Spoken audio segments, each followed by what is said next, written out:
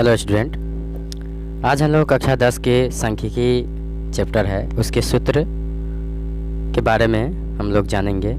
जैसा कि आप इस टाइटल को देख सकते हैं, अध्याय 14 है जिसका माध्य हमें ज्ञात करना होता है। तो हमें किन किन चीज़ों को ध्यान रखना पड़ता है। तो माध्य ज्ञात करने के लिए 3 फार्मूला है, उस तीनों फार्मूला को हम लोग इस वीडियो में जानेंगे। तो माध्य हम 3 प्रकार से ज्ञात कर सकते हैं। जैसा कि पहला जो होता है जिसे हम बोलते हैं प्रत्यक्ष विधि। तो अब अभी जो हम बताने वाले हैं वो प्रत्यक्ष विधि का फार्मूला के बारे में जानेंगे। तो प्रत्यक्ष विधि का फार्मूला क्या होता है, तो यहाँ से लिखते हैं प्रत्यक्ष विधि के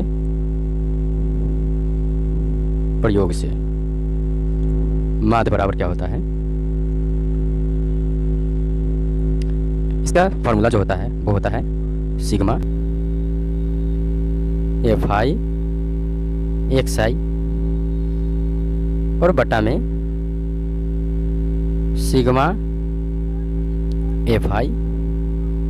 इसका प्रत्यक्ष विधि से निकालने का सूत्र है। इसके बाद अगला जो फॉर्मूला है वो है कल्पित विधि। कल्पित, तो कल्पित विधि के प्रयोग से माध्य बराबर, इसका जो फॉर्मूला होता है कल्पित विधि के प्रयोग से जो फॉर्मूला निकलता है माध्य बराबर वो होता है A plus sigma F I D I बटा में होता है सिग्मा एफ आई।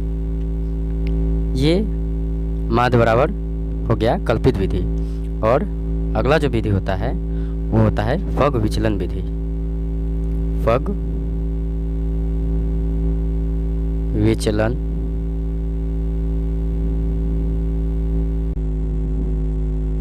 विधि के प्रयोग से माध्य बराबर,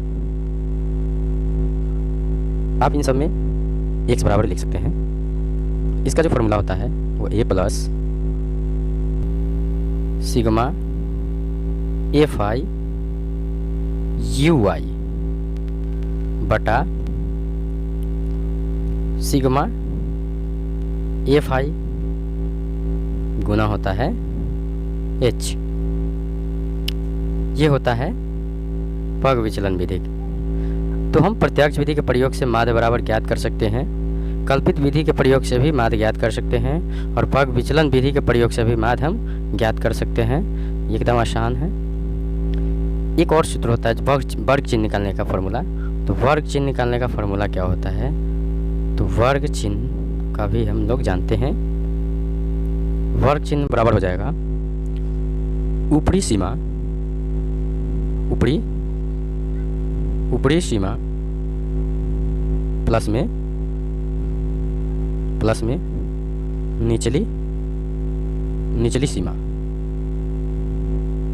बटा में होता है 2। ये वर्ग चिन्ह निकलता है वर्ग अंतराल के जो दिया रहता है उसको ऊपरी सीमा और निचली सीमा को जोड़ के 2 से डिवाइड कर दिया जाता है, तो वर्ग चिन्ह हमें ज्ञात हो जाता है। अगर ये जानकारी आपको अच्छा लगा हो तो मेरे YouTube channel BSL teach channel को सब्सक्राइब करें और ज़्यादा से ज़्यादा शेयर करें, लाइक करें, कमेंट करें। धन्यवाद।